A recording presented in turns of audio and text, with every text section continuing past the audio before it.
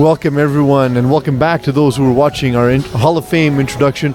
I am Peeze Delariz, joined by FPF President, FPF Captain, FPF... What's your title? Co-host. FPF co-host, Robert Campana, as we go through each of the inductees for the 2017 FPF Hall of Fame class. We are, of course, brought to you by Sportira Cage, our official sponsors and uniform sponsors, and home of the FPF podcast. This is, of course, a very special edition of Calling the Audible.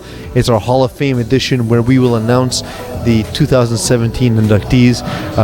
Behind the Master Control, of course, as always, is Eagle at Master Control.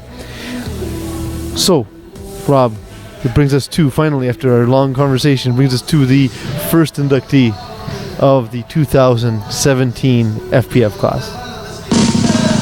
It is... It's really long. So long. Rick Cherry, everyone. Rick Cherry is the first inductee to the 2017 FPF Hall of Fame class. Rick finished first in he finished first in votes with 53. The notable teams he's played on in the past, and Rob, I'll let you talk about that in a little bit, but he played on Hurricanes. The debut was in the winter 2006 season. He's won 2 championships, winter 2007 D1, winter 2008 in D1 as well. 6 individual awards, 5 quarterback of the years, 1 playoff MVP. Rob, what can you tell us about the silver-haired, silver fox, Rick Cherry?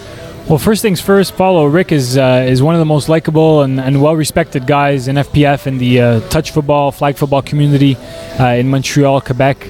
Rick's a great guy. He's obviously, anybody who's played with him and watched him play, he's don't be fooled by the nice guy persona. This guy is a dead red competitor. Ruthless. Yeah, he's ruthless. He really is. He's an awesome quarterback.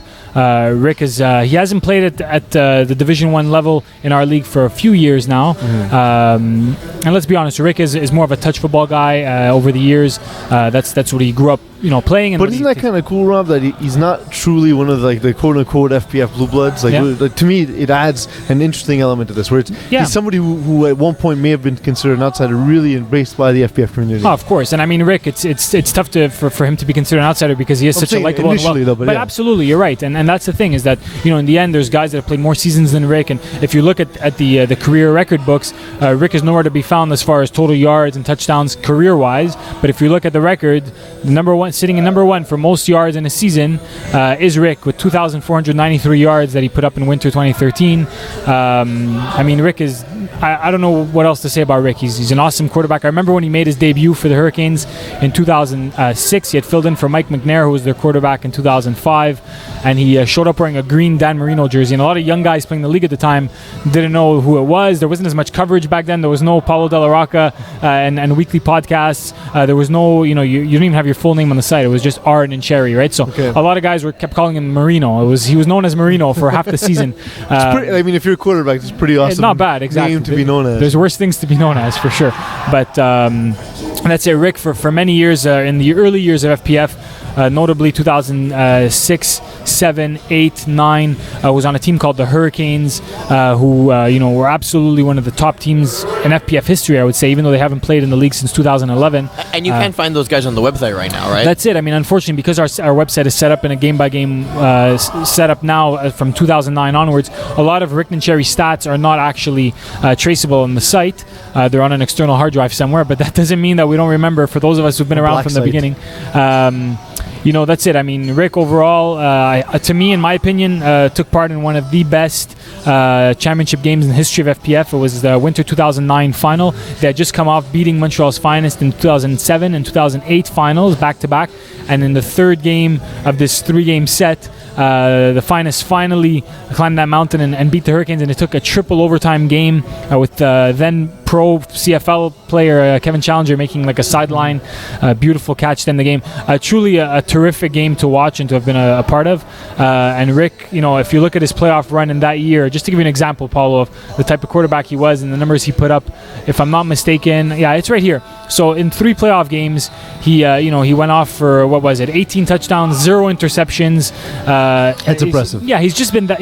Rick Cherry is flat out. If you ask anybody who's in the know in the football scene, scene here in Montreal. Rick Cherry is one of the best quarterbacks around, and he truly deserves this, even though it took him a long time to get in because he didn't have the seasons to get there.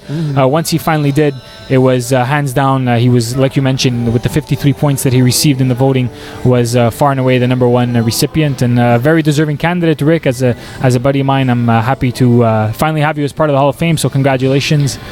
I had the opportunity to see him play last winter for the first time, to really actually see him play. Okay. Our paths had never crossed.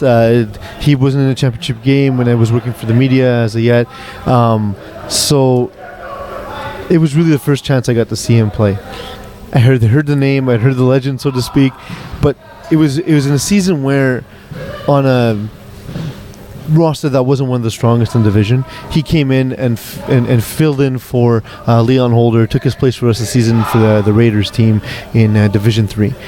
And I remember Division 2, Paulo, could be anyway, or Division B. Regardless, yeah, okay. I was playing in that division, so it's Division 3 or B. Yeah.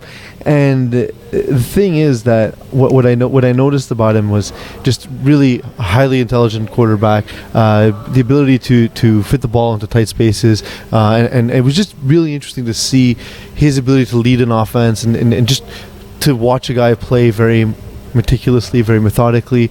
It showed just really the experience he's had, and obviously, like now, we're discussing, of course, Quarterback of the Year awards, the championships, and that's where that comes from. That knowledge, that know-how just comes from all the repetition and being in that spotlight. So that was my experience watching him play. I wish I had the opportunity. I wish I had been in FPF long enough to be able to see him play that long, because I always tease and say, well, if it happened before the website, it never happened. But that, especially because I don't have the opportunity to reflect back on game sheets and whatnot, it would have been great to have seen him play before. Yeah. So I as well, Rick and Cherry, our paths crossed a little later in our FPF careers, but it's absolutely a pleasure. It was a pleasure to have met you. Rob said it best, you're a true gentleman, and I want to congratulate you.